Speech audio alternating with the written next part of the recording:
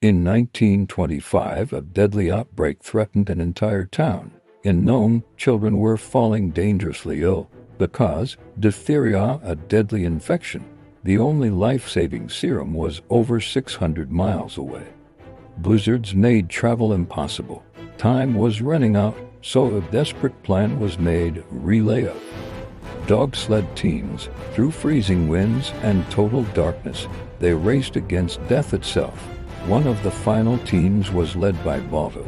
Battling brutal conditions, they pushed forward when others would have stopped. Finally, the serum reached Nome, and lives were saved. Thanks to courage in the face of impossible odds, a race against time that became legend. Follow for more incredible true stories.